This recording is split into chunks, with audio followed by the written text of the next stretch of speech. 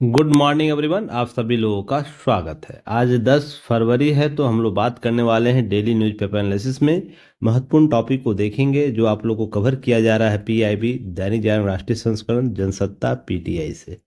यह यूजफुल होगा आपको आपके लिए UPSC BPSC UPPC other state PCS के लिए, जिसमें हम लोग प्रीलिम्स के साथ साथ मेंस और इंटरव्यू और इन चीज़ों को कवर करते हैं। तो चीज़ों को देखने का प्रयास किया जाएगा कौन कौन से टॉपिक जो है जो इम्पोर्टेंट है आपके लिए। तो देखिए, सबसे पहले आप लोग ध्यान रखना है ट्रेड वार संकट है या वरदान। इस संदर्भ में चीज़ों को देखने का प्रयास करेंगे, भारत को क्या इससे लाभ हो सकते हैं, भारत को और क्या प्रयास करना चाहिए इस दौर में। तो ट्रेड वार के साये में किस तरीके से विश्व आर्थिक दृष्टिकोण से उभर रही है उसे हम समझने का प्रयास करेंगे। दूसरे टॉपिक में देखेंगे केंद्रीय बजट 2025-26 के विभिन्न आयामों को, साथ ही साथ परीक्षा उपयोगी कुछ महत्वपूर्ण फैक्ट को यहाँ देखेंगे ताकि आप एग्जाम में इससे संबंधित फैक्ट को, इससे संबंधित डाटा को यूज कर सके और बेहतर तरीके से अपना उत्तर प्राप्त कर सके। साथ ही देखेंगे डीप सीक बनाम चैट जीपीटी, निजता है सबसे बड़ा सवाल। देखिए, लड़ाई किसी की भी हो, किसी भी तरीके से हो, पर निजता का जो सवाल है, व्यक्ति की गरिमा के सवाल है, उसके सभी अस्तित्व का जो सवाल है, उसके संदर्भ में सारी घटनाओं को देखने की जरूरत है। अगर मामला कहीं फंसेगा तो मामला इसी निजता के सवाल पर आके टिकेगा।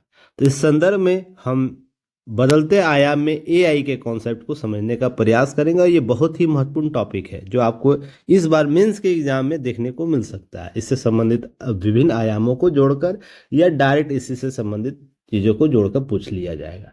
तो हम देखने का प्रयास करेंगे सारे आयामों को। तो इसके साथ मेंस टॉपिक देखेंगे आपदा प्रबंधन एवं विश्व बंधुत्व, कैसे एक दूसरे के साथ सहचरी जीवन जीने का प्रयास कर रहा है। 47 का विजन क्या है, तो इस संदर्भ में सारी चीज़ों को हम देखेंगे और उसके संदर्भ मेंस के पैटर्न को समझने का प्रयास करेंगे। ऐसे और एडिटोरियल के पार्ट में हम लोग देखेंगे गुणवत्ता का पार्ट। देखिए, यह एक ऐसा चीज़ है ना जिसमें सोना बनाता है किसी को, सोना अर्थात गोल्ड बनाता है। आप उससे पहले क्या अस्तित्व में कोई व्यक्ति का निर्माण है, उससे मायने कुछ नहीं रखता। मायने यह रखता है जब आप अंतिम दौर में हैं, अपने जीवन के अंतिम दौर में आपकी पहचान कैसी होगी, आप विश्व में या अपने क्षेत्र विशेष में, अपने समाज में अपनी पहचान कैसे छोड़कर जाते हैं। और यह सभी चीज़ किस पर टिका है, आपके गुणवत्तापूर्ण आचरण में, व्यवहार में, कार्यशैली में, या आप जो जीवन जी रहे हैं वो किसी रूप का हो सकता है। आप पारिवारिक जीवन की हम बात कर ले, पारिवारिक जीवन के बाद सामाजिक जीवन की बात कर ले, या प्रशासनिक जीवन आप किसी प्रकार से जी रहे हैं।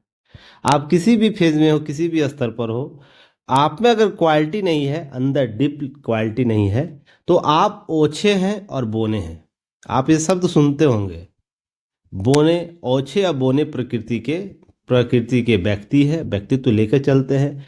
इससे सभी स्तर, व्यक्ति के स्तर पर, समाज के स्तर पर और प्रशासन के स्तर पर, है ना, जहाँ आप काम करेंगे, जिस क्षेत्र में काम करेंगे, प्रशासन के स्तर पर, तीनों जगह आपका अस्तित्व के सवाल पर प्रश्न उठता रहेगा हमेशा। और आपको भाव उतना नहीं दिया जाएगा, आपको जिम्मेदारी उतनी नहीं दी जाएगी जितना आप अपेक्षा करते हैं। तो यहाँ पर सबसे इम्पोर्टेंट फैक्ट है आपको समझने की कि यह इस गुणवत्ता के पैटर्न पर हम बेस्ट कैसे कर पाए। यह सबका, मान लीजिए कोई संस्था, व्यक्ति, समाज या कहीं भी आप है, किसी भी स्तर पर है, सबसे हाई क्वालिटी डिमांड यही होता है आपके पूरे संपूर्ण व्यक्तित्व में कि आपके अंदर क्वालिटी होनी चाहिए। किस प्रकार का क्वालिटी? आपका शैक्षणिक क्वालिटी अच्छी होनी चाहिए, एडमिनिस्ट्रेटिव क्वालिटी अच्छी होनी चाहिए, लोगों के साथ कम्युनिकेट करने की क्वालिटी अच्छी होनी चाहिए। अर्थात इसका जब भी डिमांड होगा तो पीक आवर पर होगा। कहने का अर्थ यह उच्च क्वालिटी, आप इसमें कमी नहीं कर सकते हैं। तो इसको कैसे बनाया जा सकता है, यह कैसे संतुलन स्थापित किया जा सकता है, इन सारे मुद्दों पर हम चर्चा करेंगे और इससे संबंधित कुछ आपको अभ्यास प्रश्न देंगे, जिसका अभ्यास जरूर कीजिएगा आप लोग, ताकि आप बेहतर तरीके से चीज़ों को सॉर्ट आउट कर सके। तो चलिए, अंत तक बने रहिएगा, चीज़ों को समझिएगा, समझने का प्रयास कीजिएगा। हालांकि कुछ दिन से मैं नहीं आया था, कुछ कारण, निजी कारण हो गया था, जिसके कारण अब मैं कंटिन्यू हूँ इन सब चीज़ों को लेकर। चलिए, तो देखिए डीएनए जो है डेली न्यूज़पेपर एनालिसिस दो प्रकार से आप लोगों को दिए जाते हैं, प्राइम बैच और बेसिक बैच। तो देखिए प्राइम बैच में डेली पीपीटी दिया जाएगा, डेली क्लास नोट दिया जाएगा, डेली आंसर राइटिंग प्रैक्टिस कराई जाएगी, साथ ही साथ 1-to-1 dot solving session available कराया जाता है, साथ ही साथ आंसर फॉर्मेट भी प्रश्न का दिया जाता है। तो इतने सारे सुविधाएं आपको दी जाती है प्राइम बैच के बच्चों के लिए, और ये युक्ति है इसके ऐप पर अवेलेबल कराया जाता है, जिसका लिंक आपको डिस्क्रिप्शन बॉक्स या कमेंट सेक्शन बॉक्स में उपलब्ध है। और बेसिक बैच जो है बिल्कुल केवल पीपीटी उपलब्ध कराया जाता है, टेलीग्राम चैनल पर आपको उपलब्ध कराया जाएगा, तो आप बिल्कुल इसका फ्री मजा ले सकते हैं यूट्यूब चैनल पर और इससे संबंधित जानकारी प्राप्त कर सकते हैं। अगर प्राइम बैच की फ़ी की बात करें, बहुत ही न्यूनतम प्राइस रखा गया है। ध्यान रखिएगा, यह इसलिए नहीं रखा गया है कि इसकी क्षमता अधिक नहीं है। क्षमता तो इसकी इतनी है कि जो अभ्यर्थी कर रहे हैं इस बैच को ज्वाइन करके या जिससे अभ्यास लगातार करें, उनको पता है इससे सिलेक्शन कैसे होता है, आप कैसे अपने उत्तर लेखन को और बेहतर बना सकते हैं। यह इसलिए रखा गया ना, मैं स्टैंडर्ड को सेट करना चाहता हूँ आने वाले दिनों में, जहाँ पर उच्च क्वालिटी की गुणवत्ता आपको न्यूनतम फी पर मिल जाएगी। तो इसके लिए प्रयास लगातार मैं कर रहा हूँ 1-2 सालों से, तो यह लगातार जारी भी रहेगा, इसलिए इस फी पर आप जाइएगा नहीं। इतनी सुविधा आपको मात्र 599 में 365 दिन मिलेगा, अर्थात 1 साल की वैलिडिटी के साथ। तो जो बच्चे इंटरेस्ट है, अपना बेहतर करियर चाहते हैं, बेहतर सफलता चाहते हैं, आसानी से सफलता चाहते हैं, तो इस बैच को जरूर ज्वाइन कर सकते हैं। इसे स्कैन कर लीजिएगा तो वहाँ पहुँच जाइएगा जहाँ से जो बैच परचेज करना है। बेसिक बैच बिल्कुल फ्री दिए हैं उन बच्चों के लिए जो अफोर्डेबल इतना भी नहीं कर पाते हैं, तो उनको भी यह सुविधा उपलब्ध कराई जाती है। तो चलिए जुड़िएगा हमसे। देखिए DMP 2 कॉन्सेप्ट हम लोग लेकर चल रहे हैं और 1/1 मेंटरशिप। तो डेली प्रैक्टिस कराया जाता है मेंस का। देखिए परीक्षा आप अधिकारी बनना चाहते हैं, सिविल सर्वेंट बनना चाहते हैं, तो आप में लेखन क्षमता बहुत इंपॉर्टेंट मायने रखती है। आपका पूरा सिलेक्शन का दामोदार अगर हम बात करें इसकी, तो यह 99% है और 1% आपका इंटरव्यू काम करता है। जिसकी लेखन क्षमता बेहतर होगी उसे बोलने की क्षमता बेहतर होगी, किसी भी टॉपिक पर फंसे रहने की जो स्थिति रहती है वो नहीं होगा। तो उत्तर लेखन बहुत इंपॉर्टेंट पार्ट है, जिसको यह पूरा करता है डेली मेंस आंसर प्रैक्टिस। एक 1 डे या पर डे हम अगर 1 क्वेश्चन या 2 क्वेश्चन ही प्रैक्टिस करते हैं, तो आप इतने प्रैक्टिस कर रखे होंगे क्वेश्चन में, उन सारी गलतियों को कर रखे होंगे जो एग्जाम हॉल में पहली बार दिखता है। तो आप इररलेस होकर एग्जाम में बैठिएगा, ताकि आप बेहतर तरीके से 3 घंटे में अपना उत्तर ही केवल लिखेंगे। इसमें प्राइम बैच और बेसिक बैच दोनों को क्वेश्चन उपलब्ध कराए जाते हैं। तो प्राइम बैच के क्वेश्चन का रिव्यू कराया जाता है। 1-to-1 मेंटरशिप में आपको यह सिर्फ प्राइम बैच के बच्चों को उपलब्ध कराया जाता है। उत्तर लेखन में सहायता की जाती है, मेरे द्वारा खुद कराई जाएगी और एक्सपीरियंस जो हमारे मेंटर्स हैं उनके द्वारा। DMP का मूल्यांकन किया जाता है, छोटे छोटे बारीकियों को पकड़ी जाती है ताकि आप एग्जाम में इररलेस होकर बैठे। मॉडल उत्तर दिया जाएगा। तो यहाँ पर क्या होता है कि आप एक कंसाइज वे से चीज़ों को कवर कर पाते हैं और अपने उत्तर लेखन में अचानक परिवर्तन देखने को मिल जाएगा। आप बेहतर तरीके से चीज़ों को कवर कर पाएंगे। तो हमसे जुड़ पाइए। कहाँ से? टेलीग्राम चैनल से जुड़ सकते हैं, जहाँ पर आपको लगातार अपडेट किया जाता है, क्विज कराया जाता है, बहुत से एक्टिविटी कराई जाती है। साथ ही साथ आप हमारे यूट्यूब चैनल को सब्सक्राइब जरूर कर दीजिएगा, लाइक कर दीजिए, अपने दोस्तों तक शेयर कर दीजिएगा।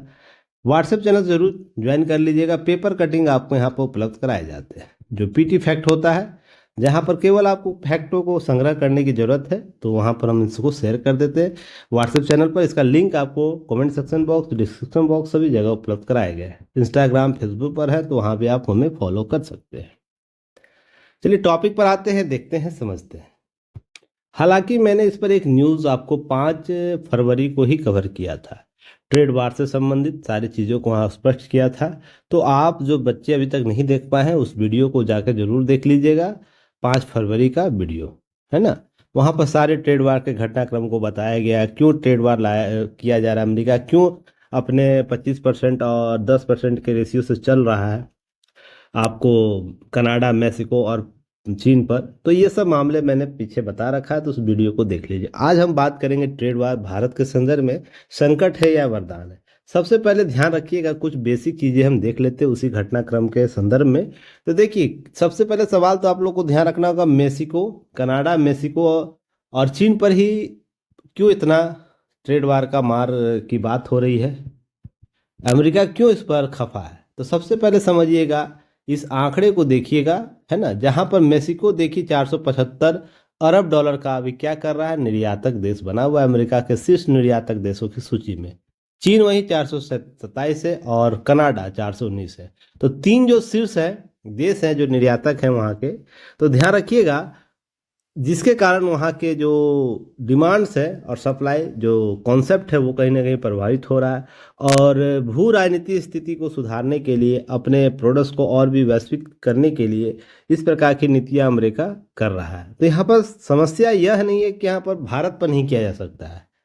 मैंने पिछले क्लास में बताया किया जा सकता है, पर भारत के संदर्भ में क्या है, यूएसए की नीति अभी फिलहाल क्या है, पॉजिटिव है। ऐसी कोई घोषणा भी नहीं की गई है और नई सरकार बनने के बाद भारत के साथ नए संबंध स्थापित करने रोड मैप तैयार किया जा रहा है। अभी दौरे हैं हमारे प्रधानमंत्री के, अमेरिकी दौरे भी हैं। तो इसी परिप्रेक्ष्य में सारी चीज़ें चल रही है। फिलहाल इसमें है कि हम भारत को लाभ भी है, फिलहाल हम पर ट्रेड वार नहीं बने तो समस्याएं विकट तो होती ही, पर इनके ट्रेड वार के मामले में, ट्रेड वार के हमले के साथ, आयात निर्यात के प्रतिबंधन के साथ वैश्विक श्रृंखला जो वो प्रभावित तो होगी ना। वैश्विक श्रृंखला जो आपको आपूर्ति की है, अगर वो प्रभावित होते तो कमोवेश भारत पे भी प्रभाव पड़ेगा। तो ऐसा बिल्कुल भी नहीं कहा जा सकता है कि भारत पे इसके प्रभाव नहीं पड़ेंगे, पड़ेंगे, पर उस तरीके से डायरेक्ट नहीं, इनडायरेक्ट तो जरूर पड़ेंगे। तो इसी परिप्रेक्ष्य में मैंने 5 फरवरी का न्यूज एनालिसिस कराया था आपको। आज नई तरीके से चीज़ों को देखेंगे। अगर ये ट्रेड वार पड़ रहा है तो भारत इसमें क्या विकल्प तलाश सकता है, चीन और कनाडा और मेक्सिको इस स्थिति में क्या कर सकते हैं, इन सारे चीज़ों को हम देखने का प्रयास करेंगे। देखिए, ट्रंप भारत को भी टैरिफ किंग बताते रहे हैं, पर हालांकि अभी तक उन्होंने भारतीय उत्पादों को टैरिफ नहीं लगाया है, क्योंकि भारत भी उनके साथ सरप्लस में रहता है अपने बजट में। तो हालांकि नगण्य है, फिर भी है। तो यहाँ पर चीज़ों को समझने का प्रयास कीजिएगा। डब्ल्यू जो है, वर्ल्ड ट्रेड ऑर्गेनाइजेशन के साथ कैसे चीज़ों को कोऑर्डिनेट किया जाता है। तो यहाँ पर ध्यान रखिएगा, चीन आर्थिक ताकत के स्रोत में व्यापार का प्रहार करना चाहता है। ट्रंप ऐसा करने के लिए चीन के साथ व्यापार घाटे की बात कर रहे हैं। मौजूदा विश्व व्यवस्था में सुपर पावर अमेरिका को चीन से चुनौती मिल रही लगातार। वो चीन भी वैश्विक रूप से अपना स्थिति मजबूत करना चाहता है।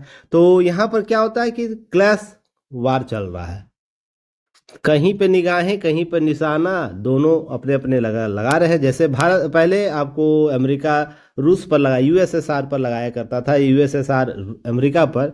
तो वही घटनाक्रम अभी चीन के संदर्भ में देखने को मिल रहा है। उसके बीच मेक्सिको कनाडा का विवाद छिड़ा हुआ है। तो ये सब चीज़ें चलती रहेंगी। और अपना देश देखिए, कोई भी देश अपने राष्ट्रीय संप्रभुता, राष्ट्रीय प्रश्न और अपने राष्ट्र के अंदर रहने वाले नागरिकों के लिए अपना बेस्ट सोचना चाहती है, करना चाहती है। उसी परिप्रेक्ष्य में यह जो अमेरिकन फर्स्ट की जो नीति है उसको ध्यान में रख के सब चीज़ें चल रही है। मैंने यह भी आप लोगों को बताया था, कुछ आंकड़े यहाँ जरूर याद रखिएगा, ये आंकड़े आपको बहुत काम देंगे, है ना, ट्रेड वार से संबंधित। तो यहाँ पर ध्यान रखिएगा, अहम व्यापारिक साझेदारी को झटका देगा ट्रंप का टैरिफ। तो यहाँ पर मेक्सिको की बात कर ले, चीन की, कनाडा, बेसिक ध्यान रखिए अमेरिका के कुल आयात में मूल हिसाब से हिस्सेदारी है। तो यहाँ पर 15%, 14%, 13% अप्रोक्स दिया हुआ है। अमेरिका को निर्यात देखिए यहाँ पर दिया हुआ, वहीं पर अमेरिका से निर्यात किया जा रहा है सभी आंकड़े अरब में, कनाडा को, मेक्सिको को, चीन को। तो यहाँ पर ध्यान रखिए, ये भी हिस्सेदारी दिया गया है। अगर भारत से अमेरिका का निर्यात की बात करें तो मोती, महंगे स्टोन, मेटल, जो इमिटेड ज्वेलरी है, सिक्के, जो आपको 10.2 अरब डॉलर का किया जाता है। वहीं हम इलेक्ट्रॉनिक मशीनरी उपकरण की बात करें 9.9 अरब की, फार्मा उत्पाद 7.6% और 7.6 अरब की, खनिज ईंधन तेल टैक्स 6.5 अरब की जाती है। और अमेरिका से भारत को निर्यात किया जाता है। तो यह भी आंकड़े आपको दिया गया, तो इसे भी आप ध्यान रखिएगा। कुल मिलाकर बात करें तो यहाँ ध्यान रखिएगा, अमेरिका के व्यापार घाटे में निर्मित उत्पादों का प्रभुत्व की बात करें तो हम जब 1990 से 2022 की बात करें, आंकड़े जो दिए गए हैं उसमें यह स्थिति दी गई है। जो कुल वस्तुएं के संदर्भ में जो बातें हुई, 2001 में विश्व व्यापार संगठन में शामिल हुआ चीन, और अमेरिका के साथ चीन का व्यापार घाटा 84 अरब डॉलर था। वहीं 2001-18 के बीच में क्या होता है, ध्यान रखिएगा, 2001 से 18 के बीच चीन आयात में 40% ग्रोथ और अमेरिका के मैन्युफैक्चरिंग घाटे में 59 प्रतिशत की वृद्धि दर्ज होती है। तो जो कमोवेश क्या होता है 2021 में व्यापार घाटा तेजी से बढ़ा, ये सब आंकड़े आपको देखने को मिलेंगे। क्लियर है? अप्रोक्स आपको 1300 के आसपास यहाँ देख रहे हैं। इन देशों से सबसे ज़्यादा निर्यात करता है अमेरिका। 2023 में मेक्सिको, कनाडा प्रत्येक ने अमेरिका से $300 अरब का ज़्यादा आयात किया है, आंकड़े के माध्यम से देख सकते हैं। और $148 अरब के साथ चीन तीसरे नंबर पर है। तो ट्रेड वार के संदर्भ में समझिएगा, ट्रेड वार कुल मिलाकर यह है कि जब एक देश आयात शुल्क बढ़ाकर या दूसरे देश के साथ आयात पर अन्य प्रतिबंध लगाकर इसके जवाब में दूसरा देश भी ऐसे ही कदम उठाता है, तो ऐसी स्थिति में दोनों देशों में या दोनों देशों के समूहों के बीच ट्रेड वार या व्यापार युद्ध शुरू हो जाता है। यह ट्रेड वार संबंधित देशों के अलावा अन्य देशों को भी प्रभावित करता है, जिसके संबंध एक द्विपक्षीय हो या बहुपक्षीय हो। तो कुल मिलाकर अगर बात करें तो ध्यान रखिएगा, सिर्फ 45% अमेरिकी जानते हैं टैरिफ का मतलब। ये सब आंकड़े वहाँ दिए गए, पूछे गए। कुल निर्यात मूल्य की बात करें तो भारत और अमेरिका $75.5 अरब का करता है। अमेरिका भारत कितना करता है आपको ध्यान रखिएगा 40.1। तो कुल निर्यात मूल्य के संदर्भ में आंकड़े दिए गए। तो इन आंकड़ों का प्रयोग आप जरूर अपने उत्तर लेखन में कीजिएगा। तो आयात शुल्क मैंने पहले भी बता रखा है, तो यहाँ पर ध्यान रखिएगा, क्या ये नई सियापा है अमेरिका का ट्रेड वार कॉन्सेप्ट? नहीं, ये बिल्कुल जो ट्रम्प प्रशासन है 1980 के दशक से ही ट्रम्प अपने जो बिजनेसमैन हुआ करते, अमेरिका के दिग्गज बिजनेसमैन हैं, वो 1980 के दशक से ऐसी बातें करते हैं कि अमेरिका के व्यापार घाटा को समाप्त करने और घरेलू विनिर्माण को बढ़ावा देने के लिए टैरिफ लगाने की वकालत करते आए, और अभी भी राष्ट्रपति बनने के बाद टैरिफ लगाने की कॉन्सेप्ट को लेकर चलते हैं। भारत जैसे देशों को वो हाई पिच पर रखना चाहते हैं। हालांकि भारत के संबंध अपने कूटनीतिक संबंध पर बेहतर बनाए हुए हैं, जिसके कारण उनको हमें अभी ज़्यादा जरूरत है, हमको उनकी कम जरूरत है। जरूरत तो है ही वैश्विक परिप्रेक्ष्य में, पर अमेरिका को भारत की ज़्यादा ज़रूरत है। क्योंकि जब हिंद पैसिफिक पर जब चीज़ें बदलती हैं, हिंद पैसिफिक करने का मतलब आपको जो बच्चे नहीं जानते, हिंद महासागर और प्रशांत महासागर, जो ऑस्ट्रेलिया के आसपास का क्षेत्र, उसके जो अमेरिका का जो क्षेत्र है, वो जो हिंद महासागर क्षेत्र है, इसके बीच के राष्ट्रों के बीच भू राजनीति को स्थापित करने के लिए इंडो पैसिफिक कॉन्सेप्ट को देना, जहां पर भारत के साथ मिलकर आपको ये बोला जाता है कि हिंद महासागर में कोई देश अगर है तो भारत के नेतृत्व में कार्य किया जाएगा। अमेरिका क्वाड के समूह पर बोल रखा है, ये इन हिंद पैसिफिक मुद्दों पर बोल रखा है। तो ध्यान रखिएगा, अमेरिका को इस क्षेत्र में अपनी भू राजनीति को स्थापित कर, जिसमें चीन भी आता है, भू राजनीति को स्थापित करने के लिए, अपने आइडियोलॉजी को स्थापित करने के लिए भारत की आवश्यकता है। तो यहाँ पर ध्यान रखिए, भारत विश्व का लोकतंत्र है, विश्व का ऐसा लोकतंत्र जो जीवंत है, जो प्रगतिशील है, विवादों रहित, विवाद के बिना क्या करता है, वो अपना सत्ता हस्तांतरण करता है। तो जो देश तृतीय विश्व का अगुवा है भारत, वहाँ पर अमेरिका अपना छाप छोड़ना चाहता है। ये सब सारे मुद्दे भारत के फॉरएवर में चलते हैं, जिसके कारण अमेरिका को है ना मजबूरी है कि भारत को इसके साथ लेकर चलना। तो भारत के साथ वित्तीय स्थिति में वो क्या रहता है, कुछ आपको देखते होंगे, वो अपने रक्षा समझौते अन्य देशों के साथ करता है। तो जो नीति बना रखा है अमेरिका अपने विधायिका में, उसी नीति के आधार पर करता है। पर भारत के संदर्भ में जैसे 1-2 का समझौता हो, परमाणु अप्रसार संधि का समझौता हो, और साथ ही साथ अभी हाल ही में कुछ समझौते किए गए, उसमें भारत को छूट दी गई। S14 का जो कॉन्सेप्ट था, वहाँ पर भी भारत को छूट दी गई। तो इस तरीके से समझने का प्रयास कीजिएगा कि भारत हमेशा सरप्लस में रहेगा इन मुद्दों पर। रीज़न उसके पीछे इंडो पैसिफिक का कॉन्सेप्ट, ये बेसिक चीज़ें आपको याद रखनी है। उसके बाद जहां अमेरिकी नीति प्रभावित होता है, अमेरिकी नीति कार्य नहीं करता है कोई देश में, जैसे अफगानिस्तान के मुद्दे पर, तो भारत के बिहाफ पे आपको चीज़ों को कहीं ना कहीं आगे करते हुए दिखता है। क्योंकि भारत देखिए, अफगानिस्तान के मामले में जब अमेरिका वापसी कर रहा था, तो भारत के जो जहाज़ थे अपने नायकों की वापसी कर रहा था। और वो ऐसे कई उदाहरण दे रखा है भारत वर्तमान समय में कि उनको वैश्विक की स्थिति पर उसकी स्थिति बेहतर। वो यूक्रेन के मामले में देख सकते हैं, हमारे झंडे लगा लगा के पाकिस्तान के लोग आए थे, 1 देशों के लोग आए थे, मैं यहाँ तक कि अमेरिका के लोगों को लाया गया भारत के द्वारा।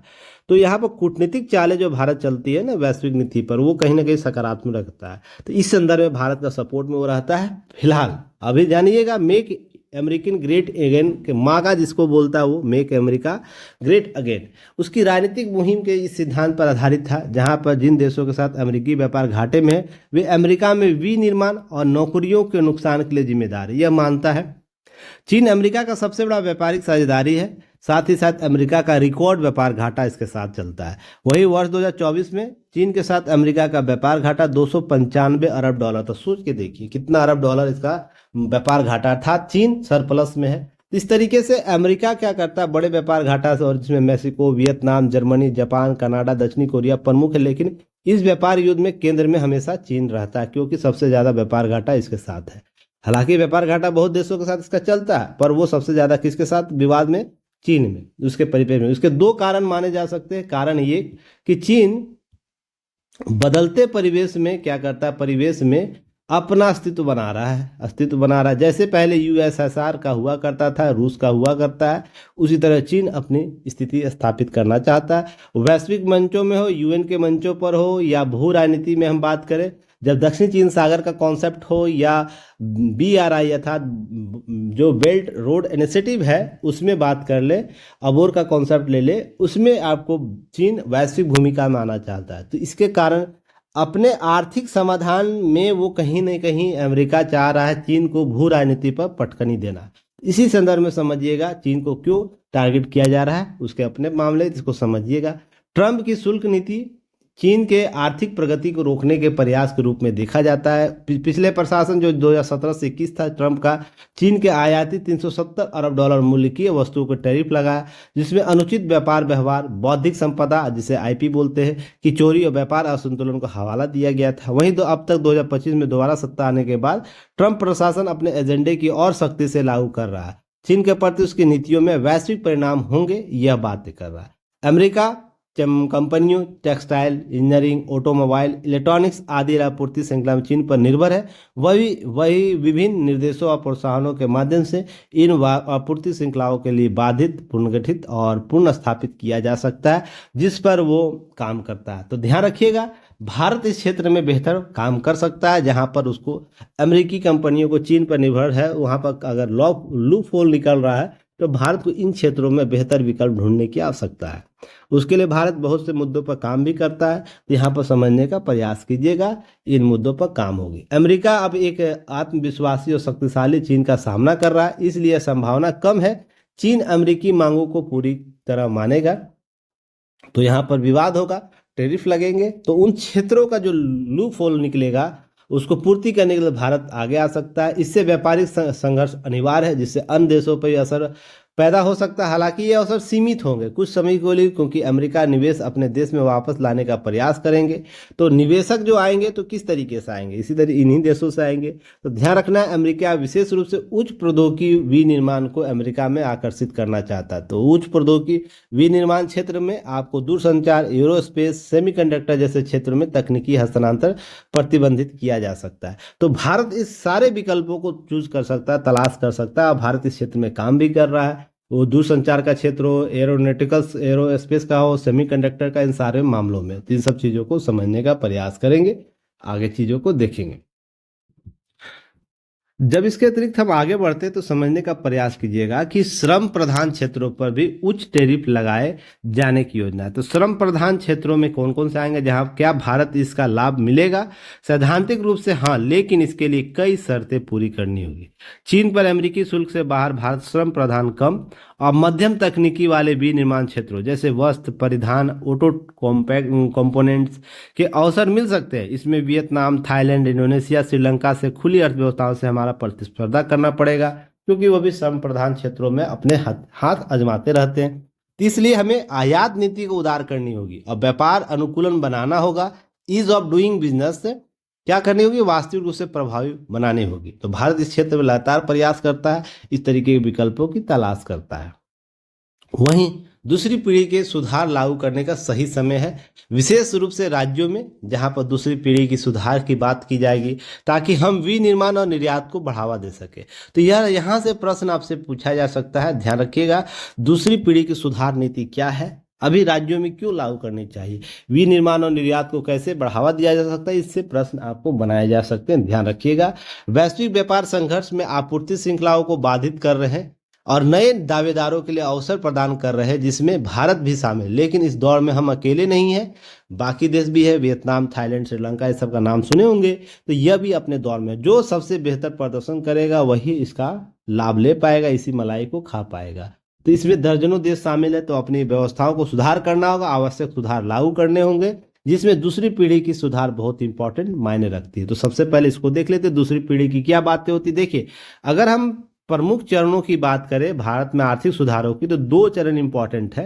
हालांकि इसको अलग अलग अर्थशास्त्री अलग अलग तरीके से देखते हैं, पर ध्यान रखिए, प्रथम पीढ़ी का सुधार, दूसरी पीढ़ी का सुधार यहाँ देखा जाता है। जहां पर हम प्रथम पीढ़ी की सुधार की बात करते हैं, पीढ़ी की सुधार, तो 1991 के बाद की जो स्थिति हुई थी उसमें होती है, और दूसरी पीढ़ी की सुधार ध्यान रखिएगा 2000 से 2001 के बाद की जो स्थिति है उसमें बात की जाती है। तो इन दोनों संदर्भों को समझिएगा, तो यहाँ पर क्या बातें आपको उभर कर आएगी कि प्रथम पीढ़ी के सुधार में जब हम बात करते हैं तो 1991 में आप सुनते होंगे एलपीजी का दौर आया था, आप लोगों को पढ़ा होगा इन सब चीज़ों को।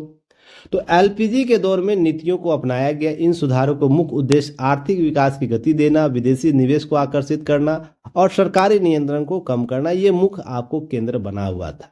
जहां पर प्रथम पीढ़ी के सुधारों के तहत निम्नलिखित कदम उठाए गए, जहां पर औद्योगिक लाइसेंसिंग प्रणाली का उन्मूलन किया गया, विदेशी प्रत्यक्ष निवेश को बढ़ावा दिया गया, व्यापार नीतियों को उदारीकरण किया गया, विनिर्माण दरों में सुधार किया गया, वित्तीय क्षेत्र में सुधार किया गया।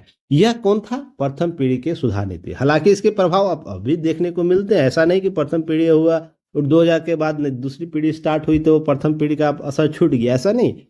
पर यह संदर्भ समझिएगा कि यहाँ पर क्या किए थे, एलपीजी के दौर में हम वैश्वीकरण की नीति को अपनाए थे, जहां पर हम विश्व के साथ जुड़ने का प्रयास किए थे, उसके लिए सक्षम विकल्प भी तलाशे थे। वही दूसरी पीढ़ी के सुधार में हम बात करें तो ध्यान रखिएगा, प्रथम पीढ़ी के सुधारों के बाद अर्थव्यवस्था में और गहन सुधारों की आवश्यकता महसूस की गई, जिसे दूसरी पीढ़ी की सुधार कही गई। और यहाँ पर उद्देश्य था संरचनात्मक बाधाओं को दूर करना, संस्थागत ढांचे को मजबूत करना और समग्र आर्थिक दक्षता में वृद्धि करना। ये 3 महत्वपूर्ण इसके कारक थे जो आपको यहाँ पर लिखे गए, तो इसको ध्यान में रखिएगा।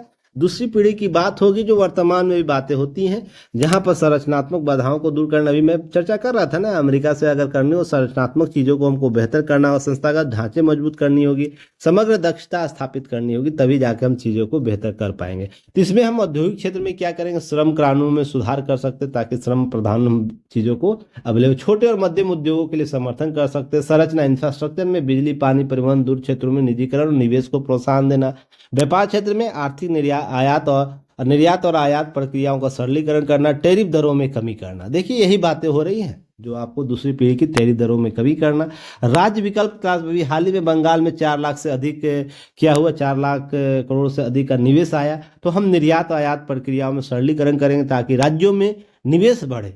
हम उसके लिए क्या कर सकेंगे, हम अपने दूसरी पीढ़ी के सुधारों को और भी बेहतर तरीके से अपना सकते हैं। तो इस तरीके से विदेशी प्रत्यक्ष निवेश, अधिक क्षेत्रों में एफडीआई की अनुमति देना, निवेश प्रक्रियाओं को सरलीकरण करना, वित्तीय क्षेत्र में बैंकिंग सुधार करना, पूंजी बाजार का विकास करना। कर सुधार में हम क्या कर, जीएसटी का जो क्रियान्वयन कर रहे हैं उसको और उदार करने की जरूरत है, उसको और भी विकल्प देने की जरूरत है।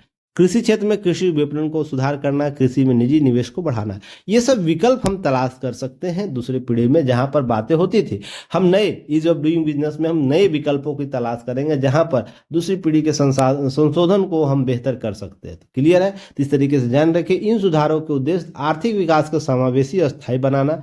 हालांकि इन सुधारों के क्रियान्वयन में विभिन्न चुनौतियां भी सामने आए, जैसे सामाजिक असमानता, क्षेत्रीय असंतुलन और कुछ क्षेत्रों में अपेक्षित लाभ न मिलना। तो दूसरी पीढ़ी के सुधारों को प्रभाव का मूल्यांकन करते समय यह ध्यान रखना आवश्यक है कि इन सुधारों में भारतीय अर्थव्यवस्था को वैश्विक मंच पर प्रतिस्पर्धी बनाता है। तो प्रतिस्पर्धी बनाता है, तो अभी टैरिफ के मुद्दे पर प्रतिस्पर्धी कॉन्सेप्ट डेवलप है, तो इसे ध्यान रखिएगा, महत्वपूर्ण भूमिका निभाएगी। साथ ही साथ सामाजिक और आर्थिक चुनौतियों का समाधान करना अभी भी आवश्यक है। तो आपको यहाँ पर ध्यान रखनी है कि दूसरी पीढ़ी की जब बात होगी, ट्रेड वार की बात होगी, दूसरी पीढ़ी में सुधार की बात होगी, राज्यों में हम विकल्प तलाशने का प्रयास नहीं करेंगे तो समाधान तक हम पहुंच नहीं पाएंगे। इसलिए बात हो रही है दूसरी पीढ़ी की, तो इसे अच्छे से देखना है।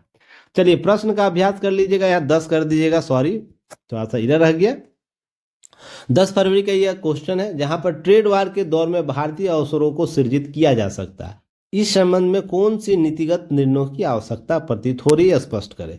250 शब्दों में इसका उत्तर देना है। प्रश्न को अच्छे से पढ़िएगा, समझने का प्रयास कीजिए, कहाँ कहाँ से पॉइंट निकाले जा सकते हैं, इस पर मैंने विश्लेषण कर दिया, कुछ नोट्स आपको दे दिया।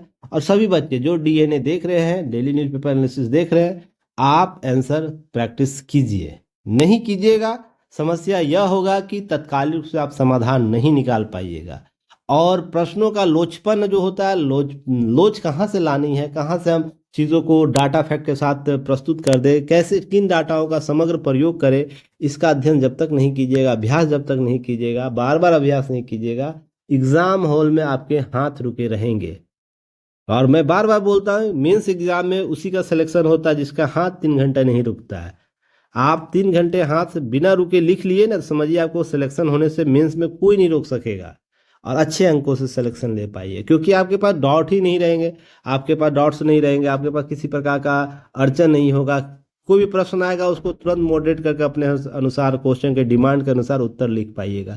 तो ये समग्र प्रयास से होता है, किसी खास मौसम में अभ्यास से नहीं होता है कि चलो मैं पीटी निकल गया और उसके बाद मैं मेंस का प्रैक्टिस कर लेता हूँ और उसके बाद मैं जाके फिर सिलेक्शन। वो बहुत कम मात्रा में सिलेक्शन उन बच्चों का होता है। हम लोग तो लगभग 10-20 हज़ार बच्चों को किसी प्लेटफॉर्म पर गाइड करते, तो ये सब चीज़ें हम लोग देखने को मिलता है। जो समग्र 1 साल से लगा हुआ है, अधिकतर चांसेज है 80% बच्चों का सिलेक्शन उन्हीं का श्रेणी का होता है। बाकी 20% जो है जिसमें पहले से तैयारी कर रखा है, पर मेंस पहले से एग्जाम दे रखा है, पहले से सेलेक्ट हो चुके हैं, उनमें बहुत से बच्चों का। नए बच्चे जो होते हैं ना, जो खास मौसम में आकर तैयारी करना चाहते हैं, पीटी हो जाएगा तब मेंस की तैयारी, वो 1-2% होते हैं और नगण्य मात्र के, वो मरते जीते आपको कोई पोस्ट मिल जाएगा तो फिर से आपको मेहनत करनी होगी। इसलिए मैं बार बार बच्चों को बोलता हूँ, लगातार प्रयास कीजिए। तो आंसर लिख के भेजिएगा, उम्मीद करूंगा सबका आंसर आएगा। क्लियर है? चलिए, हम लोग प्रयास कर रहे हैं सामर्थ्य मेंटरशिप प्रोग्राम, इसी के साथ एक और प्रोग्राम हम लोग लॉन्च करने वाले हैं। कुछ बच्चों के इस दौरान प्रवाह बैच जो चल रहा था, टेस्ट सीरीज चल रहा था, उसमें कुछ बच्चों का क्यूरी आया था। कुछ इंपॉर्टेंट टॉपिक है सर, हम लोग किताब भी पढ़े हुए हैं, बुक्स भी पढ़े हुए हैं, क्लास भी की हुए बहुत से टीचर से, पर एग्जाम में जो प्रश्न आता है ना, एग्जाम में जो प्रश्न आ रहे हैं उसके डिमांड के अनुसार हम उत्तर नहीं लिख पा रहे, उत्तर नहीं लिख पा रहे। इसी को समझाए, इस समस्या के समाधान के लिए हम लोग जल्द ही 1-2 दिन के अंदर एक प्रोग्राम ला रहे हैं, जिसमें हम लोग एक नाम के साथ आएंगे, जहां पर इम्पॉर्टेंट टॉपिक का जो बीपीएससी 70 बीपीएससी को ध्यान में रख के, बीपीएससी को ध्यान में रख के एक मेंटरशिप प्रोग्राम रहेगा विद क्लास, जो आपको गूगल मीट पर होगा। जैसे मैंने आप लोग को पीटी में लास्ट 10 दिन आप लोग को क्लास कराया था, याद होगा, जो बच्चे सिलेक्शन लिए, इससे लाभ लिए हैं, उन बच्चों को पता होगा इसकी मौजूदगी क्या है आपके जीवन में।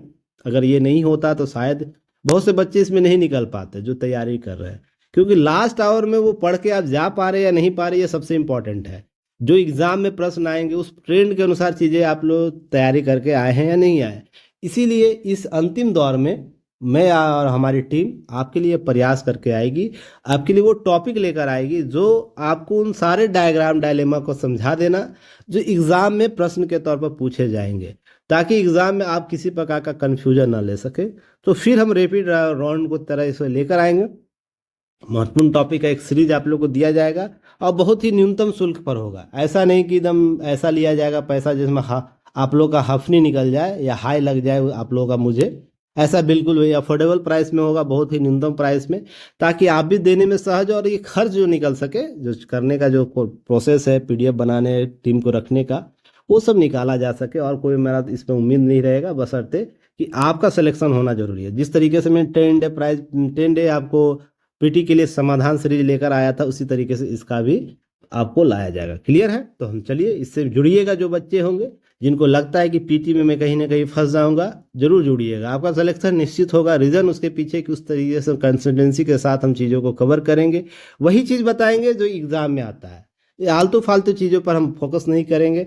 केवल 2 घंटे की जो सेशन होगी, 1 घंटे की सेशन, 1.5 घंटे की सेशन, जो भी टॉपिक के अनुसार होगा, उसमें केवल टॉपिक की बात होगी, उससे संबंधित पीवाईक्यू की बात होगी, नए संदर्भ की बात होगी, नो बकवास, सीधी बात। क्लियर है? मेरा जो लाइन है इसको याद रखिएगा। हम लोग जल्द मिलेंगे। और सामर्थ्य बैच और प्रवाह बैच का यहाँ फी देख सकते हैं, लगातार टेस्ट चल रहा है, बहुत से बच्चे जुड़ रहे हैं। तो जो बच्चे अभी तक नहीं जुड़े हैं, आप जुड़ सकते हैं। या इस वीक का प्रोग्राम है जिसका नोट्स आप लोगों को शाम को इवनिंग में अवेलेबल कराया जाएगा और संबंधित एक क्वेश्चन आपको उपलब्ध कराया जाएगा।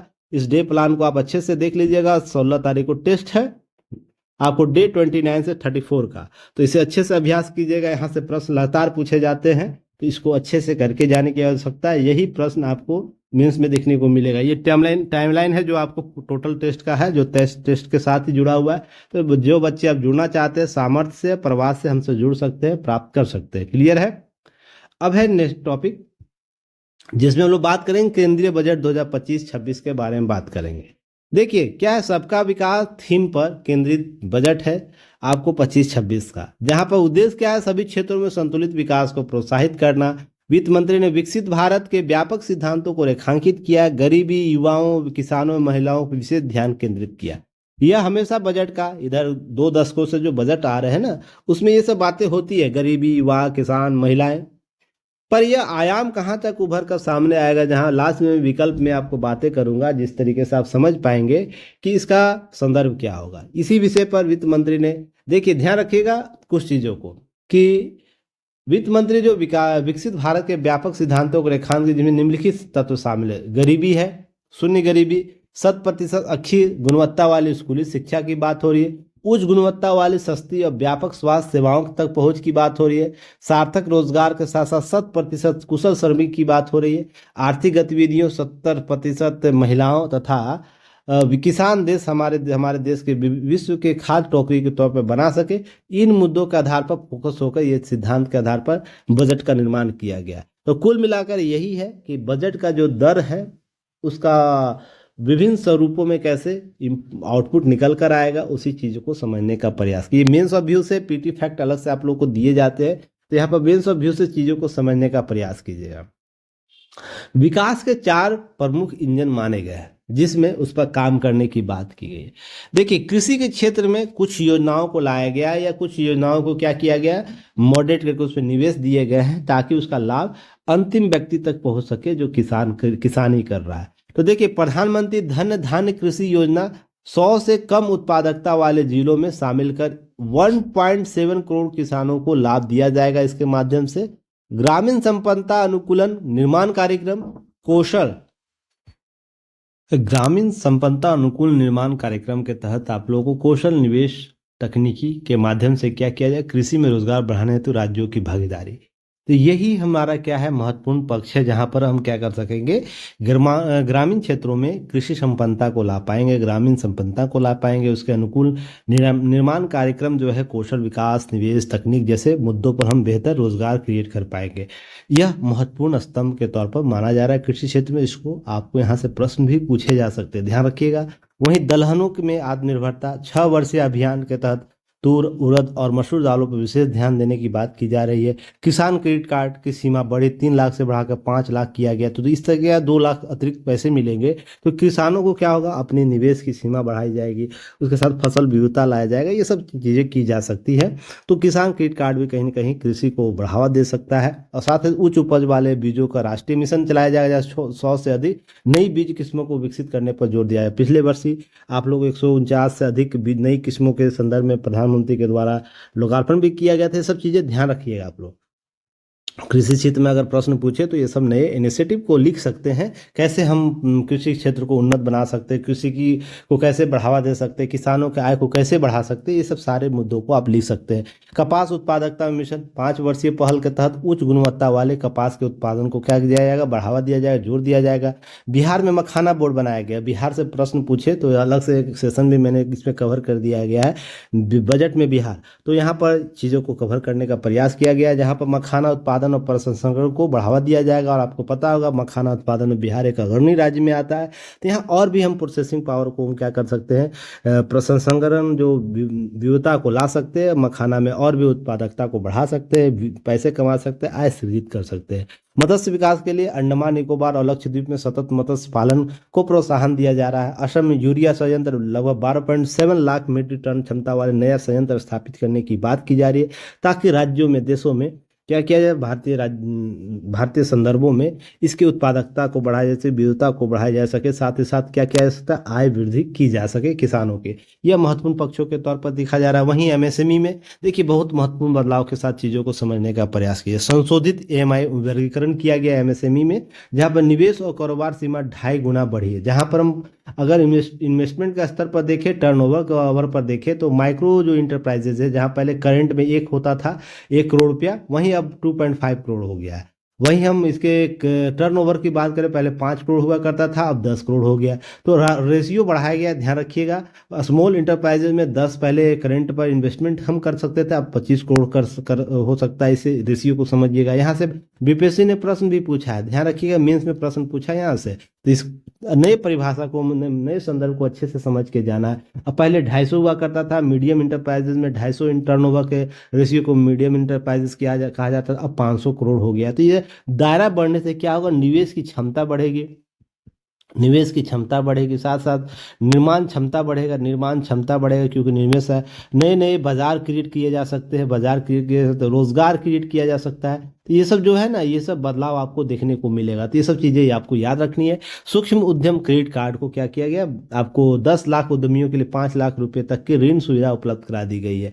अब इसी तरीके से एमएसएमई जो है क्षेत्र के लिए ऋण कवर 5 करोड़ से बढ़ाकर 10 करोड़ कर दिया गया है। ये भी आंकड़े आपको याद रखिएगा, क्लियर है। उसके चमड़ा फुटवेयर उद्योग के लिए 22 लाख रोजगार, 4 लाख करोड़ रुपए के राजस्व लक्ष्य रखा गया है, जिसके साथ इस क्षेत्र को बढ़ावा दिया जा सकता है। वहीं पर खिलौना उद्योग, जहां टॉय के उद्योग, जहां चाइना बहुत ही इंपॉर्टेंट फैक्टर के तौर पर काम करता है, इस पर मैंने पहले भी बातें कर रखी है। अगर चाइना का बाजार क्या करता है, भारतीय बाजार के उपभोक्ताओं के फीलिंग्स को समझ के प्रोडक्ट बनाता है। वैसे ही खिलौना उद्योग में मेक इन इंडिया खिलौनों के लिए क्लस्टर आधारित विनिर्माण को बढ़ावा देने की बात की जा रही है। राष्ट्रीय खाद्य प्रौद्योगिकी संस्थान बिहार में खाद्य प्रसंस्करण कौशल और उद्यमिता से प्रोत्साहित करने हेतु प्रोग्राम लाया गया। ध्यान रखिए, इसमें बिहार से क्वेश्चन आपको पूछे जा सकते हैं इकोनॉमिक्स वाले पार्ट में, बजट से संदर्भित करके। तो आपको अच्छे से इसको कवर करके जाने की आवश्यकता है। साथ ही साथ ध्यान रखिएगा, स्टार्टअप के लिए फंड ऑफ फंड्स की बात की जाए, 10,000 करोड़ रुपये अतिरिक्त योगदान देने की बात की, ताकि हम स्टार्टअप को बढ़ावा दे सके, उसके लिए कार्य कर सके। निवेश के क्षेत्र में ध्यान रखिए, शहरी चुनौती निधि बनाई गई, जहां 1 लाख करोड़ के आवंटन के लिए 5 ईयर जो 25-26 के लिए 10,000 करोड़ आवंटित किए जाए। जल जीवन मिशन में आपको 67 करोड़ रुपये, मिशन की अवधि 28 तक बढ़ाई गई है। इस तरह जल जीवन मिशन के लाभ आपको देखने को मिले। समुद्री विकास निधि बनाया गया, IIT विस्तार किया गया, PM रिसर्च फेलोशिप दिया गया, डे केयर सेंटर बनाए गए हैं, कैंसर सेंटर बनाए गए। भारतीय भाषा पुस्तक योजना, परमाणु ऊर्जा मिशन, जहां 20,000 करोड़ रुपए परिव्यय के साथ 2033 तक 5 जो स्मॉल मीडियम जो रिएक्टर्स है उसको विकसित करने की बात कर जा रहे, मॉड्यूलर विकसित की जाएगी रिएक्टर के तौर पर 5 SMR। तो इस तरीके उड़ान योजना को 120 नए गंतव्यों, 4 करोड़ यात्रियों तक सेवा प्रदान की जाएगी। बिहार में ग्रीनफील्ड एयरपोर्ट, पटना एयरपोर्ट के विस्तार और बिहटा का ब्राउनफील्ड एयरपोर्ट आपको निर्माण किया जा रहा है। तो इस तरीके से नए निवेश क्रिएट होंगे, नए यातायात की सुविधा बढ़ेगी। ये सब चीजें याद रखिए। पश्चिमी कोसी नहर ERM परियोजना, मिथिलांचल बिहार में सिंचाई अवसंरचना का विकास किया जाएगा, पर्यटन आधारित रोजगार दिए जाएंगे, क्रिएट किए जाएंगे। इस तरीके से हम निवेश को भी बढ़ाएंगे। निर्यात संवर्धन में क्या क्या किया गया बजट में, तो ध्यान रखिए, निर्यात संवर्धन मिशन लाया गया, भारत ट्रेडनेट लाया गया, जहां अंतर्राष्ट्रीय व्यापार दस्तावेजीकरण और वित्त पोषण के लिए डिजिटल प्लेटफॉर्म दिया जा रहा है। ग्लोबल कैपेबिलिटी सेंटर डेवलप किया जाए Tier 2 शहरों के लिए। आउटसोर्सिंग केंद्रों को बढ़ावा दिया जाए। एयर कार्गो भंडारण बढ़ाया जाए, जहां पर उच्च मूल्य वाले जो नाशवंत उत्पाद है उसको तेज और कुशल निर्यात हेतु प्रोत्साहित किया जाए। जो जल्दी खराब हो जाते प्रोडक्ट, उसको उस गंतव्य तक पहुंचाने के लिए तीव्र आवाजाही परिवहन सृजित किया जा सके। ये सब बातें निर्यात संवर्धन के लिए किया गया। कुल मिलाकर बजट में बातें की गई है। बिहार में बजट क्या है, बजट में बिहार की स्थिति क्या है, जो केंद्रीय बजट 25-26 में उसमें मखाना बोर्ड की बात की गई है। तो मखाना बोर्ड ध्यान रखिएगा, फॉक्स नट्स जो उत्पादन प्रसंस्करण मूल्य और संवर्धन विपणन के लिए आपको मखाना बोर्ड का स्थापना किया गया। वहीं मखाना के लिए उत्पादन प्रसंस्करण मूल्य संवर्धन विपणन सुधार के लिए राज्य में एक मखाना बोर्ड स्थापित। इन गतिविधियों में लगे एफपीओ जो किया जाएगा, उसके संगठन जो है उसके माध्यम से किया जाएगा। मखानों का सहायता के लिए प्रशिक्षण दिया जाएगा, उन्हें जो प्रासंगिक सरकारी योजनाओं का लाभ दिया जाएगा। इस तरीके से यह बोर्ड कार्य करेगा। तो यह आपको ध्यान रखना। वहीं बिहार में एक नई सौगात दी गई जहाँ पर ग्रीनफील्ड हवा था। ग्रीनफील्ड उसे कहते हैं, नई योजना है, यह पूरी तरह नई योजना है, कोई पुरानी योजना पर नहीं। पटना का विस्तारीकरण तो होगा ही होगा, साथ ही साथ आपको एक ग्रीनफील्ड बिहटा में दिया जाएगा जो आपको यहाँ से 30 किलोमीटर दूर है। ध्यान रखिएगा, यह ग्रीनफील्ड अड्डों से ध्यान रखिए सुविधा दी जाएगी। पटना हवाई अड्डा क्षमता का विस्तार किया जाएगा। इस तरीके से लोग आवाजाही उच्च गुणवत्ता, तिरुत्तम गुणवत्ता वाले आवाजाही को कर पाएंगे। इस तरीके से नए जो सैटेलाइट शहर है उसमें शहरीकरण को बढ़ावा देने के लिए काम किया जा रहा है। ये सब चीज़ें याद रखिएगा। वहीं हम बात करें बिहार में मिथिलांचल क्षेत्र में पश्चिमी कोशी कैनाल परियोजना को डेवलप किया जाएगा, जहाँ पर पश्चिमी कोशी कैनाल परियोजना को आगे बढ़ाते हुए इसे आर्थिक मदद दी जाएगी। 50,000 हेक्टेयर जमीन की सिंचाई को इससे लाभ मिलेगा, तो कृषि की बढ़ेगी, यह भी ध्यान रखना। वहीं पर IIT ध्यान रखिएगा, IIT और मेडिकल कॉलेज का विस्तारीकरण किया जाएगा। IIT और मेडिकल कॉलेज की सीटों की संख्या बढ़ाई जाएगी। पटना IIT के वित्त पोषित कर इसका विस्तार किया जाएगा, जो बिहटा में ही है। ध्यान रखिएगा, बिहटा पे विशेष ध्यान दिया गया इस पर, तो आप इन सब चीज़ों को अच्छे से कवर करके जाएंगे। तीसरे टॉपिक पर आते हैं, आपदा प्रबंधन और विश्व बंधुत्व। देखिए, मैंने 5 फरवरी के न्यूज़ में भी आपदा प्रबंधन को कवर किया था। यहाँ पर कुछ क्या समझने की जरूरत है। यहाँ पर देखिए, अभी हाल ही में 150 स्थापना दिवस भारत मौसम विभाग के द्वारा मनाया गया है। प्रधानमंत्री ने अपनी बातें रखी है, बहुत सी बातें बताई कि हम कैसे लाभ दे पा रहे हैं। नेपाल, भूटान, अफगानिस्तान, तुर्की, मालदीव आदि राज्यों में आए आपदा के समय भारत तत्पर आपदा प्रबंधन की टीम वहाँ पहुंची, लाभ दिए, विश्व वसुधैव कुटुंबकम के कॉन्सेप्ट को डेवलप किया, साथ ही साथ विश्व बंधुत्व की छवि को मजबूत किया। ये सब बातें कही गई। अब कुल मिलाकर बात है कि जब आपदा प्रबंधन की बात होती है, भारत में आपदा प्रबंधन के संदर्भ क्या है, इसको समझने का प्रयास कीजिएगा। अगर भारत में इनर आपको कोई आपदा हो रही है या आउटर कहीं आपदा हो रही है, भारत तत्काल रूप से अपना मुहैया कराता है सुविधा।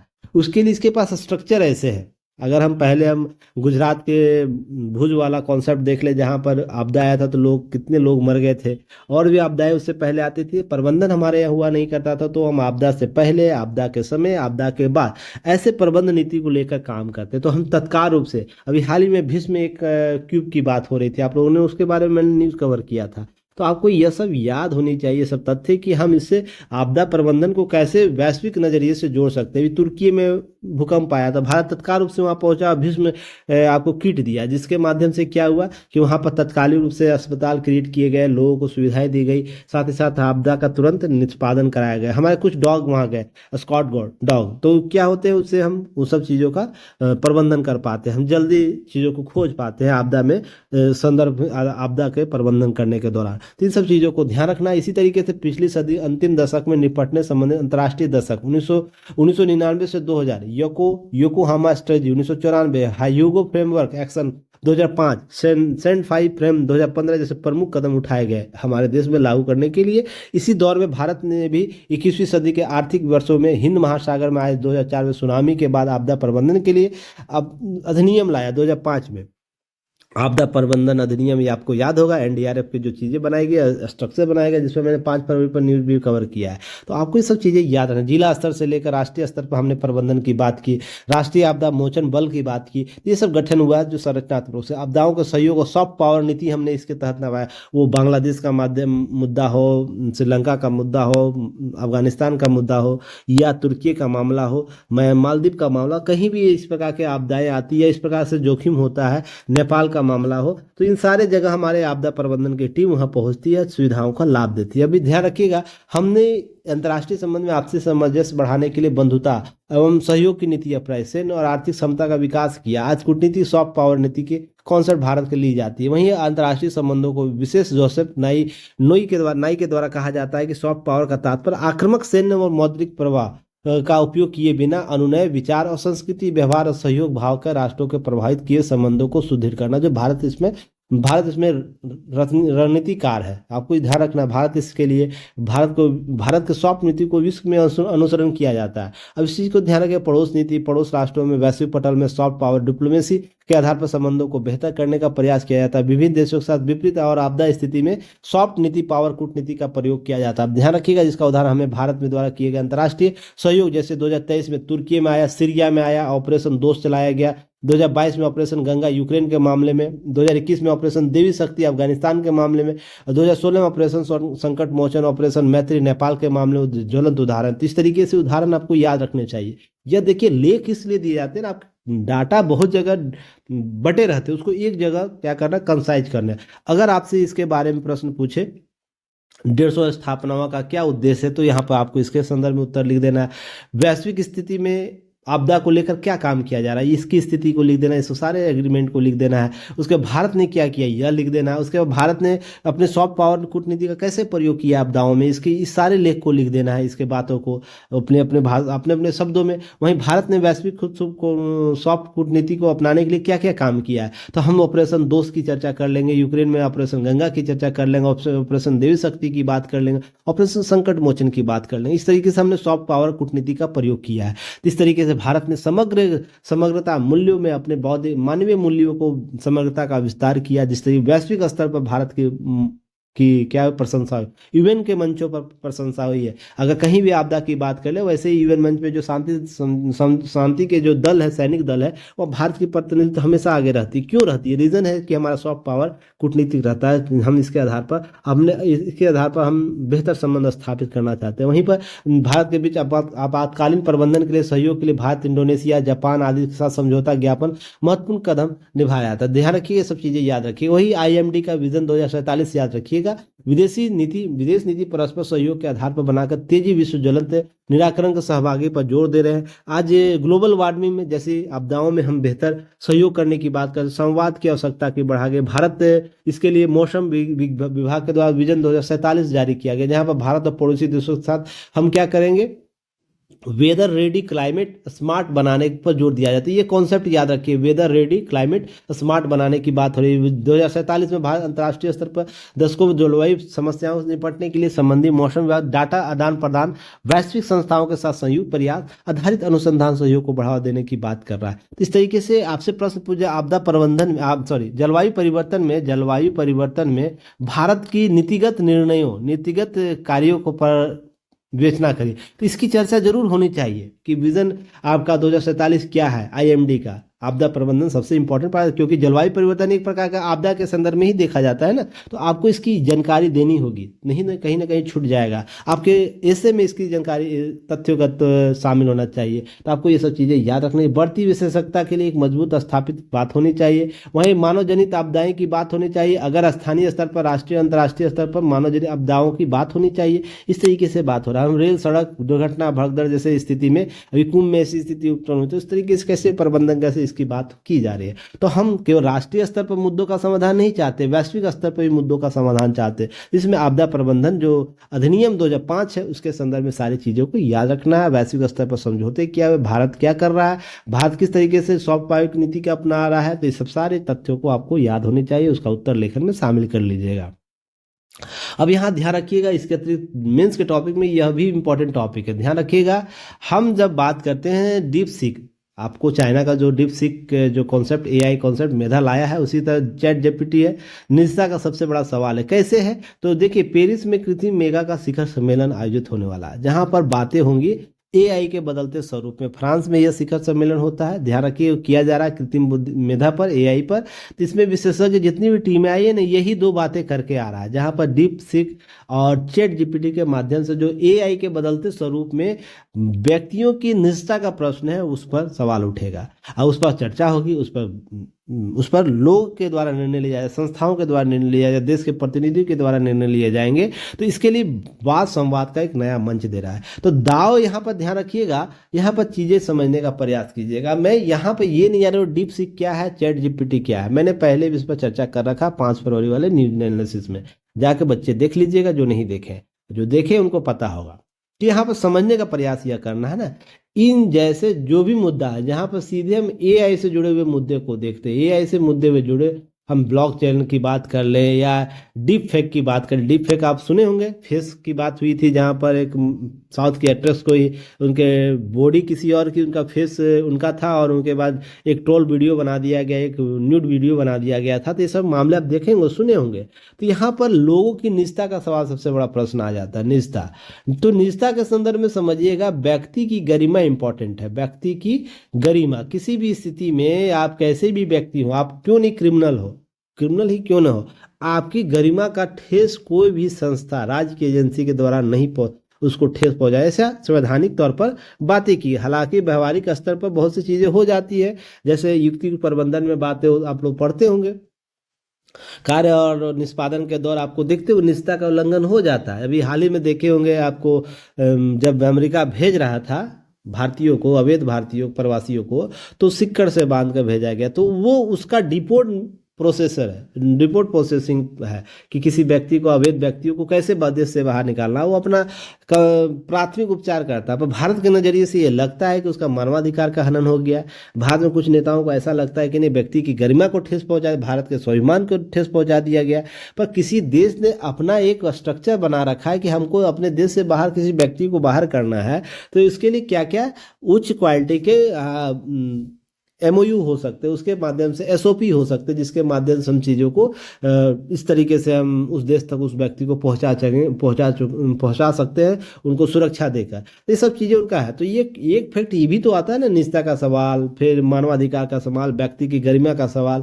तो ये सब सारे मुद्दे समझने का प्रयास कीजिएगा कि आपका अस्तित्व किस नज़रिए से देखा जा रहा है। यहाँ पर न्यायिक व्यवस्था की हम बात कर ले, प्रशासनिक व्यवस्था की बात कर ले या विधायी व्यवस्था की बात कर ले, सभी में निजता सबसे इंपॉर्टेंट फैक्टर है। हम किसी व्यक्ति का फोन टैप नहीं कर सकते, पर विषम परिस्थिति में किया जाता है, आपात स्थिति में किया जा सकता है ना। ये सब चीजें ध्यान रखिएगा। युक्त प्रबंधन की बात की जाती है, तो इन सब सारे मुद्दों को समझने का प्रयास कीजिएगा। पहले ये चीज समझिए कि कृत्रिम बुद्धिमत्ता एआई के विकास में हमारे जीवन के अधिक सुविधाजनक बना दिया है, लेकिन इसके साथ ही निजता, प्राइवेसी को लेकर गंभीर सवाल खड़े हो गए। जैसे जैसे एआई तकनीक उन्नत हो रही, वैसे वैसे व्यक्तिगत डाटा का संग्रह, विश्लेषण और उपयोग बढ़ता जा रहा है। आप मोबाइल चलाते हैं, मोबाइल चलाते हैं या कोई भी इलेक्ट्रॉनिक गैजेट प्रकाशित कर रहे हैं, आप अगर आसपास बैठे हुए, इस गैजेट के आसपास बैठे हुए, और आपने दो मित्रों के साथ बैठ के, परिवार के किसी पर व्यक्ति के साथ बैठकर केवल यह बात करें ना, हमको टीवी चाहिए या हमको गाड़ी चाहिए, कार चाहिए, दो तीन जब दफ़ा आप जब ये बोलते हैं,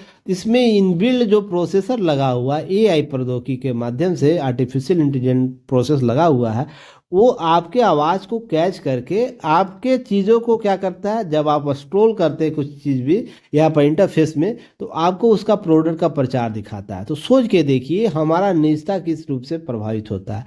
अगर हम कोई प्रभावित बात कर रहे हैं, कोई पर्सनल बात कर रहे हैं या किसी प्रकार निजी बात कर रहे हैं, उसको भी यह सुनता होगा। तो यह जो सुनने की प्रक्रिया एआई जो चिप लगा होगा, वो किसी कंपनी की लगी होगी, वो हो सकता है वो अपना एक इंटर प्रोसेस लगा कर रखा होगा जो उसको भी वॉच कर रहा होगा। इस तरीके से क्या होगा कि व्यक्ति की जो निजता, निजी जीवन में जो होने वाली बातें भी प्रभावित होगी, उसकी डिमांड। अब मान लीजिए वो कार लेना चाहता है, कार में वो व्यक्ति अपना निर्णय लेगा ना, अपना निर्णय लेगा। वो हो सकता है किसी और कंपनी का कार देखना चाहता होगा या उसके मन में ऐसा होगा, पर वो क्या करेगा, इस सूची में उसका एआई क्या करेगा, इस कार की लिस्ट में जो ब्रांडिंग टॉप ब्रांड की कंपनियों के द्वारा कराई जाती है टॉपिंग ब्रांडिंग, वो दिखाएगा। हो सकता है उसके पसंद के बाहर की चीज़ होगी, है ना, तो वो बार बार दिखाएगा। पर वो जब उसको बार बार स्क्रॉल करके देखेगा, ये कंपनी, उसके अलग अलग तरीके के प्रचार आएंगे, तो इसके विचारों को मॉडिफाई कर देगा। विचारों को लेना होगा, एक्स लिया देगा, एक्स वाई लिवा देगा कंपनी का। यह भी प्रभावित होता है उसके चयन की प्रक्रिया। तो यह भी एक चयन करने की प्रक्रिया हमारे आर्टिकल 21 के तहत आता है। आपको ध्यान रखिएगा, इस तरीके से 21 का संदर्भ कहीं ना कहीं प्रभावित होता है। तो हम चयन किसी ने परोक्ष या अपरोक्ष रूप से क्या कर रहे हैं, प्रत्यक्ष या अप्रत्यक्ष रूप से, प्रत्यक्ष या अप्रत्यक्ष रूप से हम निर्णय लेने की क्षमता को प्रभावित कर रहे हैं, निर्णय लेने की क्षमता। तो ये सब चीज़ें आपको ध्यान रखना है। तो व्यक्ति का अस्तित्व कहाँ रह गया, अस्तित्व कहाँ रह गया इन एआई के कॉन्सेप्ट में। ध्यान रखिएगा, वो निर्णय भी नहीं ले पा रहा अपने तरीके से। अगर मुझे पेन चाहिए, अब पेन का ब्रांडिंग मेरे दिमाग में है कि एक्स ही लेना है, पर वो इतना एआई आपके मोबाइल में वो अलग कंपनी का पेन दिखाएगा क्योंकि उसके टॉप ब्रांडिंग होते हैं। खराब भी प्रोडक्ट आपको पैसे देके ब्रांडिंग कराई जाती है, आपके पास 10 ब्रांड के नाम में उसका प्रथम सूची पर होगा, तो आप मजबूरन आपको लगेगा कि आप वो प्रोडक्ट बहुत अच्छा है, पर आप जब यूज़ कीजिएगा आपकी जो एक्स जो प्रोडक्ट है उसकी जो फैसिलिटी, उसकी जो यूज़ करने का तरीका है वो इसमें नहीं होगा, तो आप कहीं ना कहीं ठगे महसूस करेंगे ना। क्यों? क्योंकि यह AI प्रौद्योगिकी आपके निर्णय लेने की क्षमता को प्रभावित कर रहा है, विश्लेषण की क्षमता को प्रभावित कर रहा है, और उपयोग करने की दक्षता को भी प्रभावित कर रहा है। तो इस तरीके से चीज़ों को समझिए, जहाँ एक तरफ पॉजिटिव बातें हो रही, साथ ही साथ नेगेटिव भी बातें हो रही है। अब AI निष्ठा की मुख्य चिंताएं क्या है? तो डेटा संग्रह निगरानी सबसे इंपॉर्टेंट फैक्टर, याद रखिएगा। AI आधारित सिस्टम बड़े पैमाने पर उपयोगकर्ता का डेटा एकत्र करते हैं, चाहे वो सोशल मीडिया प्लेटफॉर्म हो या सर्च इंजन हो, स्मार्ट डिवाइस हो, किसी भी माध्यम से आपका क्या क्या डेटा को संग्रह किया जा रहा है। और आपको याद होगा, जो आने वाली सदी है, वर्तमान या सदी का अंतिम दौर चलेगा, वो डेटा पर आधारित कॉन्सेप्ट पर ही होगा। जिसके पास अधिक डेटा होगा वही युग पर राज कर पाएगा। अभी इस युग को डेटा का युग कह रहे हैं। अब ध्यान रखिएगा, उपयोगकर्ता की आदतों और व्यवहारों का विश्लेषण करने के लिए करती है, और यह आपको आपके निर्णय को प्रभावित करती है, फैक्ट याद रखिएगा। वही अनधिकृत डेटा उपयोग, जैसे कई बार उपयोगकर्ता जानकारी के बिना उनका डेटा बेचा या समझा जा सकता है, यह भी चीज़ें ध्यान रखिएगा। आपको बार बार कॉल आते हैं, आपको देखते हो कॉल आते हो किसी प्रोडक्ट का, तो इस तरीके से ध्यान रखिए। AI का उपयोग सरकारें और कंपनियां निगरानी सर्विलांस के लिए कर सकती है, जिससे निजता का हनन हो सकता है, यह भी एक फैक्टर है। हमारे परमिशन के बिना हमारा सर्विलांस नहीं कर सकता, पर सुरक्षा एजेंसी अपने राष्ट्रीय हित के मामले में तो करते हैं ना। पर ऐसा तकनीक, मान लीजिए कोई व्यक्ति विशेष अपने निजी व्यक्ति के लिए, अभी एक ही हाल में एक मामला मुझे संदर्भ में आया कि मेरा कोई एक दोस्त है, वो क्या है, उसके उसके फ़ोन का किया गया, क्योंकि उसके जो गर्लफ्रेंड है उसके कोई कोई रिलेशन के लोग हैं, उनके वहाँ जा रही है, किनसे बात कर रही है, ये मामला उसका सर्च कराया गया। तो वो व्यक्ति तो सेवा केवल एक नौकरी कर रहा है, कोई छोटी सी नौकरी कर रहा है, पर उसके कलीग्स टेलीकॉम में है। तो क्या होता है कि वो व्यक्ति आपको उसका डाटा देता है। तो इस तरीके से निजता का हनन सरकार अपने निगरानी में करे वो तो अच्छी बात है, चलिए उनका राष्ट्रीय एकता जरूरी है, राष्ट्रीय एकता में हर व्यक्ति पर नजर रखना। पर उसके साथ साथ टेलीकॉम कंपनी में काम करने वाला छोटा सा अधिकारी कर्मचारी, जिसको यह अधिकार दिया गया है, वो भी अपने किसी सगा संबंधी का डाटा एनालिसिस करवा देता है। आप तो किसी व्यक्ति का स्वाभिमान, किसी व्यक्ति का निजता प्रभावित होता है, यह भी एक समस्या है। तो इस तरीके से चीज़ों को देखने का, समझने का प्रयास कीजिएगा। वही हम बात कर रहे हैं कि मजबूत डेटा सुरक्षा कानून का भी अभाव कहीं ना कहीं है, जहाँ पर कानून सरकारों के AI डेटा सुरक्षा को लेकर कठोर कानून लागू करने चाहिए। जैसे यूरोप में GDPR अर्थात general data protection regulation act लाया गया, जिसके तहत हम कंपनियों पर प्रतिबंध लगा सकते हैं। AI सिस्टम की पारदर्शिता होनी चाहिए, जैसे कंपनी को यह स्पष्ट करना चाहिए कि वे उपयोगकर्ता के डेटा का उपयोग कैसे कर रही है, कहाँ कर रही है, किस हद तक कर रही है। यह AI सिस्टम पारदर्शिता जब तक नहीं आएगी, सरकार इसको निगरानी में नहीं रखेगी, व्यक्ति विशेष को कैसे पता चले। जैसे मैं अपना ही मामला दूं, मेरी एक सिम है जो 87093, ये जो सिम है ना मेरा, मैंने आज से 12 साल पहले लिया था, और मैंने अपना आधार कार्ड डॉक्यूमेंट वेरिफिकेशन कराया था, तभी सिम मिलता था। आज मुझे कुछ दिन पहले मुझे कॉल आता है, ये जो सिम है आपके नाम से आधार कार्ड पर नहीं है।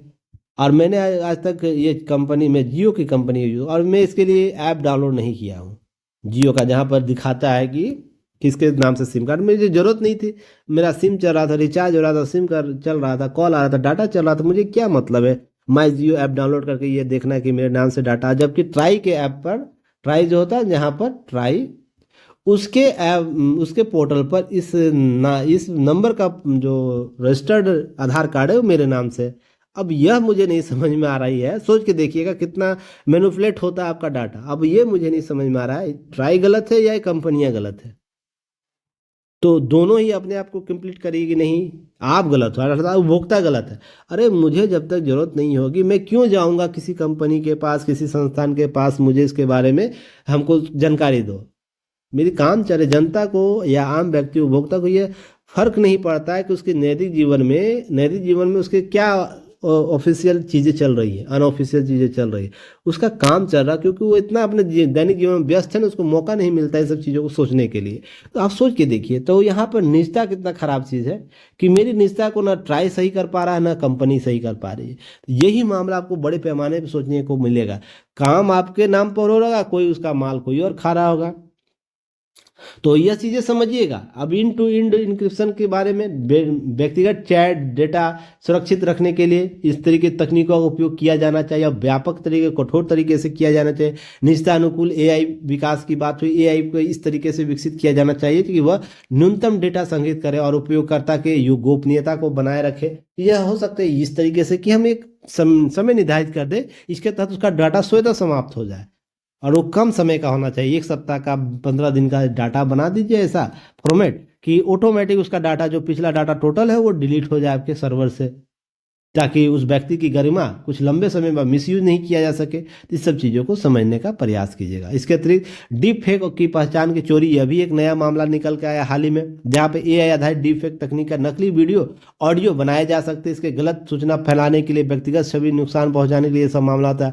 अभी आपने डिजिटल अरेस्ट के जैसे कॉन्सेप्ट देखे होंगे। चेहरे की पहचान, जो फेशियल रिकग्निशन तकनीक है, उसका दुरुपयोग चिंता का विषय है। मेरा फेस कैसे डिटेक्ट कोई कम संस्थान कर लेगा, ये सब चीज़ें आपको ध्यान रखनी चाहिएगा। इस तरीके से हम बेहतर कर पाएंगे। एआई आधारित विज्ञापन, उपभोक्ता व्यवहार, एआई एल्गोरिदम उपभोक्ताओं के व्यवहार को ट्रैक कर उनके व्यक्तिगत विज्ञापन तैयार करते हैं, जिससे निजता का उल्लंघन होता है। क्योंकि ट्रैक कर रहा है हमारे एल्गोरिदम पर, मुझे क्या पसंद है, मुझे क्या रखना पसंद है, मुझे क्या रूम में नहीं रखना है, ये सब सारी चीज़ें वो एल्गोरिदम क्या करता है, एनालिसिस कर लेता है। जिससे क्या होता है कि हमें हमारे निर्णय तक नहीं लेने देता है। तो ये कहीं ना कहीं निजता का उल्लंघन है, हमारे निर्णय लेने की क्षमता को कम करता है, हमारे मानव को मानव बने रहने से रोकता है। तो इस तरीके से चीज़ों को समझने का प्रयास कीजिएगा।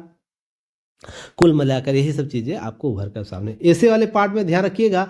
यहाँ पर गुणवत्ता की पार्ट हो रही है, हालांकि इसमें देखिए शिक्षा से संदर्भी बातें की गई है, तो मैं यहाँ इसको और ब्रॉड तरीके से बात करूँ। देखिए, किसी भी देश का निर्माण है ना, जब होता है, या परिवार का निर्माण करें हम, या सिर्फ समाज का निर्माण करें, समाज का निर्माण करें, तो इसके मूल में शिक्षा बहुत इंपॉर्टेंट फैक्टर है ना। जैसा शिक्षा का स्तर होगा, उसी तरह समाज का निर्माण होगा, उसी तरह परिवार का निर्माण होगा, उसी तरीके देश का निर्माण होगा। स्तर के संदर्भ में अगर स्तर बेहतर होगा, उसके सोचने बौद्धिक क्षमता अधिक होगी, तो उस तरीके से परिवार, समाज और देश का भी स्तर उतना ही बेहतर होगा। यहाँ पर कुल मिलाकर बात की जाए, संदर्भ समझा जाए, तो गुणवत्ता पर बात हो रही है, अर्थात हम क्वालिटी पर बात कर रहे हैं। तो गुणवत्ता के संदर्भ में किस प्रकार की गुणवत्ता, पॉजिटिव गुणवत्ता की बात हो रही होगी। पॉजिटिव गुणवत्ता में व्यक्ति का निर्माण की बात हो रही है, परिवार के निर्माण की बात हो रही है, समाज का, देश का निर्माण की बात हो रही है। इसी एवज में अगर एक व्यक्ति के इर्द गिर्द, एक व्यक्ति है, इसके इर्द गिर्द ध्यान रखिएगा, इसके इर्द गिर्द पूरा इकोसिस्टम काम कर रहा है, जहां पर व्यक्ति, समाज, परिवार, संस्थाओं के साथ जुड़ा हुआ है, उसके साथ अपने गुणवत्ता युक्त प्रबंधन की बात करता है। तो गुणवत्ता क्यों इंपॉर्टेंट है, इसको इस तरीके से समझिएगा। गुणवत्ता क्यों इंपॉर्टेंट है, गुणवत्ता के संदर्भ में कुछ प्रश्न है, उसको पहले देख लीजिए। जैसे गुणवत्ता समय से नहीं, समर्पण से आती है। अब ध्यान रखिए, गुणवत्ता तत्कालिक नहीं है या अल्पकालिक नहीं है। ध्यान रखिए, तत्कालिक या अल्पकालिक नहीं है, अल्पकालिक नहीं है। ध्यान रखिएगा, क्यों नहीं है, यह कोई खास मौसम में या खास अवसरों पर प्राप्त नहीं हो सकता, अवसरों पर प्राप्त नहीं हो सकता। इसके लिए निरंतर बात करनी होगी और समय देना होगा। तो यहीं पर ध्यान रखिएगा, यह समर्पण मानती। तो ही तो मैं बोलता हूँ 365 दिन आप अगर मेंस आंसर राइटिंग का प्रोग्राम डेली एक क्वेश्चन करते हैं, आपको सिलेक्शन से कोई नहीं रोक सकता। रीजन, क्योंकि मैं जान रहा हूँ ना, इससे समर्पण भाव आ जाता है। कुछ बच्चों में क्या होता है, डेडिकेशन बढ़ जाता है। आप उस रोल मॉडल को आप अपनाने लगते हैं जो आपकी सफलता की बात करता है।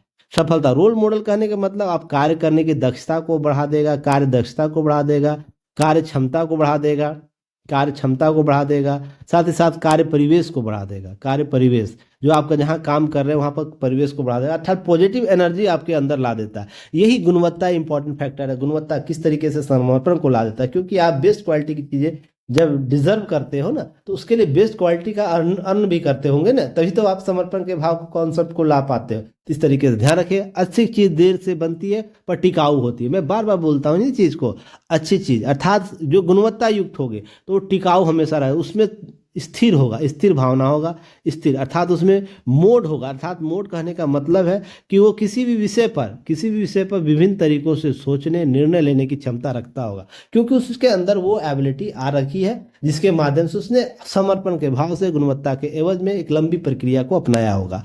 तो ये टिकाऊ भी होती। सस्ता सौदा महंगा पड़ता है, अच्छी चीज की कीमत होती है। अभी आप बाजार में जाते होंगे तो हमेशा देखते होंगे, पुराने लोग बोलते थे ना कि ठोक बजा कर चीज़ों को लो। क्यों क्यों बोलते थे? रीज़न उसके पीछे यही था कि जो चीज़ मजबूत होगी ना उसके दाम अच्छे लगेंगे, और जो मजबूत होती है ना, मजबूत चीज़ें होती है वो ठोस होगा, ठोस को बजा कर अर्थात उसकी गुणवत्ता को चेक करके लेने की बात करते हैं। यहीं पर ये चीज़ है, सस्ता जब भी कोई सामान लेते हैं उसकी वैलिडिटी 1-2 दिन, चाइना का जैसा प्रोडक्ट है ना, चला तो चांद तक नहीं तो रात तक, भी ये कॉन्सेप्ट आप सुनते होंगे। वैसे ही यहाँ पर सस्ता सौदा महंगा पड़ता है, अच्छी चीज़ें कीमत लगती है। तो गुणवत्ता इंपॉर्टेंट है कि गुणवत्ता में संदर्भ को समझिएगा। यहाँ पर गुणवत्ता शब्दों में नहीं काम में दिखती है। अब देखिए, ध्यान रखिएगा, हम कितना बेहतर बोल सकते हैं, जितना बेहतर कर सकते हैं, ये इंपॉर्टेंट शब्दों से नहीं आ सकती, आप काम करने के तरीके से आ सकती है। अगर आप यह मानते 10 डे में आप करके काम करके पीटी क्लियर कर सकते हैं 10 डे के प्रोग्राम से बेहतर तरीके से, जहां कॉन्फिडेंट आ सकता है आपके अंदर, तो सोच के देखिए गुणवत्ता कितना इंपॉर्टेंट रखता है। क्या मैंने उस दौरान ऐसे कोई टॉपिक उठाए जो एग्जाम में आए नहीं थे, आने की संभावना नहीं था? आप जाके देखिए वो 10 दिन के वीडियो जो मैंने ग्रुप एनालिसिस कराया था, आप जाके उस चीज़ को देखिएगा, एहसास कीजिएगा। तो गुणवत्ता ध्यान रखिएगा, जब काम करने के तरीकों में आ जाएगा ना, तो आप इंश्योर हो जाइएगा आपकी सफलता को। बहुत से बच्चे ऐसे बोल रहे थे, कॉल करके बताए, सर मुझे विश्वास नहीं था मेरा रिजल्ट आ जाएगा पीटी में। क्यों? क्योंकि उन्होंने उस तरीके से चीज़ों को अडॉप्ट नहीं किया था कि हम वही चीज़ पढ़े जो एग्ज़ाम में आता है, एग्ज़ाम में आता है। ठीक है ना? क्योंकि एक्सपीरियंस से वो आती है ना गुणवत्ता। लंबे समय से हमने एक्सपीरियंस गेन कर रखा बहुत से संस्थानों में, बहुत से बच्चों से, तो इस तरीके से आपको पता हो। ऐसे ही ध्यान रखिए, अच्छी गुणवत्ता कोई विकल्प नहीं होता। जब आपके अंदर क्वालिटी होगी, क्वालिटी बेस्ड थीम होगा, क्वालिटी बेस्ड आपके नॉलेज होंगे, क्वालिटी बेस्ड सोचने की क्षमता होगी, तो ध्यान रखिए आपका कोई विकल्प नहीं बन सकता है। जैसे मैं बार बार संस्थानों में जब भी जहाँ रहा हूँ, तो अपने कलीग को ये बताऊँ, आपके पास एक कोर टॉपिक होना चाहिए, कोर टॉपिक होना चाहिए, कोर टॉपिक होना चाहिए, कोर डिमांड्स आपके होने चाहिए, डिमांड्स जिससे कंपनी जो आपको नियुक्त किया है ना उसकी आवश्यकता आप पूर्ति कर पाए, और इसकी पूर्ति कोई और विकल्प नहीं दे पाए, कोई नहीं दे पाए, तो आप हर जगह स्थापित रहोगे, आपको निकाल ही नहीं पाएगा। यही आप में होता है। अगर अच्छी गुणवत्ता आप में हो ना, तो इसका विकल्प कोई होगा नहीं, हर एवज में आपको बुलाया जाएगा। जैसे देखते हैं गांव मोहल्ले में जब कोई अरेंजमेंट होता है, कोई सामाजिक कार्य होता है, तो किसी खास व्यक्ति को याद किया जाता है, फलानवा को बुला लो, फलानवा बहुत अच्छा अरेंजमेंट करता है। क्यों बुलाया जाता है? क्योंकि उसका अल्टरनेट कोई नहीं, उसके कार्य करने की शैली, लोगों को जोड़ कर रखने की शैली, कम समय में चीज़ों को धरातल पर उतार देने की शैली, ये सब गुणवत्ता का पार्ट उसका है। तो आपका ध्यान रखिए विकल्प नहीं बने, इसके लिए आपके अच्छी गुणवत्ता डेवलप करने हुई। अगर आप एक अधिकारी अच्छे बनना चाहेंगे, एसडीएम अच्छे बनना चाहेंगे, डीएम अच्छा बनना चाहेंगे, तो आपको यह समझना होगा आपके अंदर एक गुड हैबिट क्या है, गुड कॉन्सेप्ट क्या है। तो गुड कॉन्सेप्ट वो होगा जो आपका प्राइम होगा, और वही प्राइम चीज आपका डिमांड्स को बनाए रखे। क्यों एसओडी, जो एसओडी कॉन्सेप्ट होता है, क्यों आपको रखा जाता है, बनाया जाता है कि आप में कुछ ऐसी एबिलिटी है जो अन्य में नहीं है। ये अगर आपको एसओडी बनाकर किसी मंत्री के अधीन रखा जाएगा, तो आप वो मंत्री को, उस विभाग को, उस मंत्रालय को बेहतर कार्य करने की दक्षता दे पाएंगे। अभी हाल ही में देखेंगे बिहार में एक कॉन्सेप्ट आया था शिक्षा विभाग में, नाम बहुत सुने होंगे सचिव का, सभी व्यक्ति सचिव, उनको बहुत से व्यक्ति नापसंद करते हैं, पर मैं उनको उन दौर से जानता हूँ जब मैं, मेरे गृह जिला था, मैं जब झारखंड में रहा करता था, तो वो जब डीम वहाँ बन के आए थे तो विधायक को चाटा मारे थे उस दौर में, अपने शुरुआती दिनों में। अपने कार्य दक्षता से अपने कभी उन्होंने समझौता नहीं किया। मैं उनको उन दिनों से जानता। और जैसे बिहार में उनकी पोस्टिंग हुई, मैं पटना में था, तो ध्यान रखिएगा, मैं पहले ही बोला था ये जाएंगे तो सोच के रखिएगा सारे महकमा में बदलाव आएगा। और शिक्षा व्यवस्था को जाकर देखिए बिहार का, उसके रहने कार्य करने के शैली में बड़ा बहुत से लोगों को बुरा लगा, क्योंकि मलाई के पैसे खाने की आदत पड़ रखी थी, समय पर नहीं जाना, बच्चों को नहीं पढ़ाना। तो जो लोग जेन्युइन काम करना चाहते हैं उनको तो पसंद होंगे ना, और जिनको जेन्युइन काम नहीं करनी है, केवल मोटाई रकम खानी है, मलाई वाली रकम खानी है, तो उनको तो बुरा लगेगा। पर ये व्यक्ति विशेष अपने कार्य दक्षता में कभी भी कंप्रोमाइज नहीं करता, इसका कोई विकल्प नहीं हो सकता है। ध्यान रखिए, कितनी भी उदंडता करे ये अपने प्रशासन में, उनको पता है जो नियुक्त किया है, इसको सिस्टम यही व्यक्ति सुधार सकता है अगर बिगड़ा हुआ है। तो ऐसे व्यक्ति का विकल्प कोई नहीं बन सकता, तो आपको ऐसे विकल्प बनने हैं। क्लियर है। जल्दी में किया गया काम गुणवत्ता का हराम है। तो जल्दी में आप कोई काम करते हैं तो गुणवत्ता बेस्ट कैसे होगी? गुणवत्ता के लिए आपको एक लंबी प्रक्रिया अपनानी होती है, प्रत्येक दिन उसका एक्सरसाइज करना होता है, उसको निर्माण करने के लिए रूप देने होते हैं, जिसके आधार पर एक लंबे समय के बाद एक ठोस प्रमाण होता है। आप सफलता एक दिन में आके प्राप्त नहीं कर सकते। कहीं भी जाइए, खेल में जाइए, संगीत में जाइए, अध्ययन अध्यापन में जाइए, या XYZ किसी भी क्षेत्र में आप जाइए, आप सोचते हैं कि आज उठें और कल ही हम विजेता बन जाए, ये पॉसिबल है ही नहीं।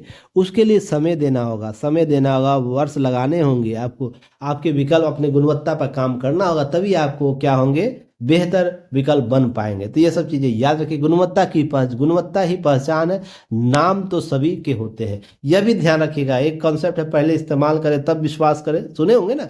तो गुणवत्ता ही, जैसे कोई ब्रांड बनता है, क्यों ब्रांड? युक्ति IAS है, तो क्यों युक्ति IAS होना चाहिए? आपके पास सोचने की क्षमता ये डेवलप कर देगा। नहीं, युक्ति IAS कहने का मतलब आपको न्यूज़पेपर में अगर ठोस प्रमाण चाहिए, उसे बड़े विकल्प तलाशने हैं। अगर 310 नंबर BPSC में प्राप्त करना है, 310 नंबर BPSC के 600 नंबर में 310 नंबर को सॉल्व करना है, इसका मतलब युक्ति IAS आपको चाहिए। UPSC में अगर आपको यूपी पेपर 1, पेपर 2, पेपर 3 में अगर करंट के चीज़ों को कंसर्न करना है तो युक्ति IAS चाहिए तो चाहिए। तो गुणवत्ता ही आपकी पहचान बनाए। ऐसे ही XYZ बहुत से संस्थान होते हैं अपने अपने कार्य पर, कोई व्यक्ति पहचान।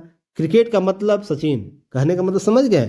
ब्रांडिंग, विराट का क्रिकेट का मतलब विराट, क्रिकेट का मतलब AB डिविलियर्स। ये सब जैसे ही नाम आता है तो आपको समझ में नहीं उसकी शैली क्या, उसकी कार्य करने की दक्षता क्या, वो क्या कर सकता है अपने फील्ड में। हर फील्ड की बात होती है। हम जब भाला फेंक की बात करें तो किसका नाम लेंगे? तुरंत नाम याद आ जाएगा। हम टेनिस स्टार की बात कर ले भारत में, किसकी नाम? वर्ल्ड में हम बात करें तो किसका नाम आएगा? तो सोच रहे हैं, इससे चीज़ों समझिए। गुणवत्ता की पहचान, नाम तो सभी के होते हैं, आपका स्पेशलिस्ट जो एफर्ट है वही आपकी पहचान बनाता है। तो आप क्यों बनना चाहते हो, आपसे प्रश्न जब पूछा जाएगा एग्जाम इंटरव्यू में, तो इसी कॉन्सेप्ट को बताइएगा, ठीक है ना। नहीं तो हवाबाजियाँ कीजिएगा तो सामने वाले आपसे ज़्यादा धूर्तबाजी करते हैं। इस चीज़ को समझिएगा। हम लोग आप बहुत मज़ा लेते हैं जब बोर्ड में बैठते हैं ना, इंटरव्यू बोर्ड में, तो सामने वाले बच्चे का बहुत मज़ा लेते हैं जब वो बच्चा गलत तरीके से बोलता है कि हम आके समाज में बदलाव कर देंगे, ये समाज को सेवा देना चाहते हैं, तो बाकी लोग क्या कर रहे हैं? सबसे पहले सवाल यही उठता है ना। आपका ठोस कुछ आधार होना चाहिए। जैसे इंटरव्यू में जाइए, अपना एक आज गुणवत्ता ढूंढिए और कमेंट सेक्शन में बताइएगा आप क्या, आपके अंदर सबसे बेस्ट है जो किसी और में नहीं हो सकता है। कमेंट सेक्शन में भेजिएगा, मैं इंतज़ार करूंगा आपकी इस बेस्ट हैबिट को जानना, बेस्ट आपके जो कोर पार्ट है आपका ये जानना। तो चलिए इंतज़ार करूंगा, तब तक के लिए चीज़ों को समझने के लिए, सुनने के लिए, समय देने के लिए और देखने के लिए युक्ति IAS की तरफ से धन्यवाद। जय हिंद।